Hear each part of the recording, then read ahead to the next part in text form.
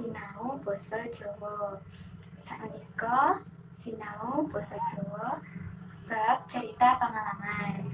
Saderengipun sinau bab cerita pengalaman, Ibu badhe ketepangan nggih.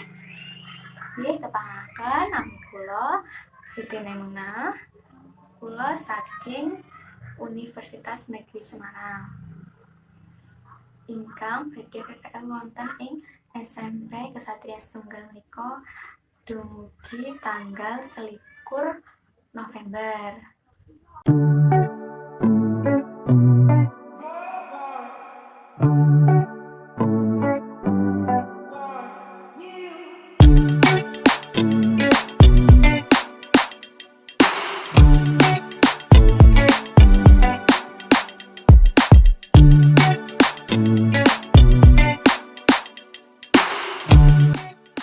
Apes. Dino iki kurang luwih jam 10 awan.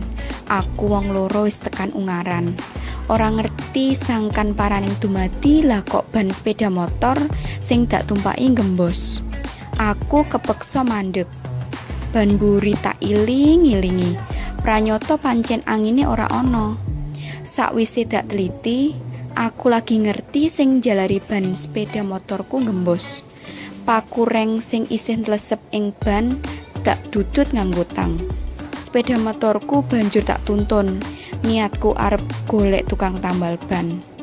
Keringet gembrobyos ing sedalan-dalan ora dak rasa. Angen-angenku enggalo bisa oleh tukang tambal ban. Ewa semono, aku wong loro kurang luwih wis mlaku 1 kilometer. Durung kepethuk karo tukang tambal ban. Aku mandeg. Banjur takon wong kang ana ing kono. Ngendi sing ana tukang tambal ban? Aku dikandani supaya mlebu gang, ora tak pikir dawa. Apa guneme dak turuti. Tenan, bareng wis tekang tukang tambal ban, banku dibuka, sepiro kagetku. Sakwise weruh ban mburi dedel duel. Amarga saking ambane, pungkasane banku ora kena ditambal. Aku wong loro nyileh sepeda ontel. Karepku boncengan, budal tuku ban anyar.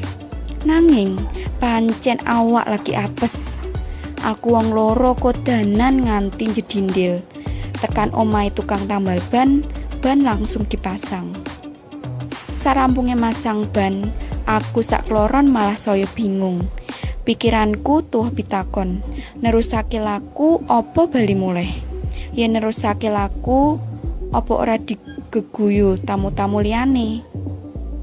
Apa ya pantes resepsi kok jedindil?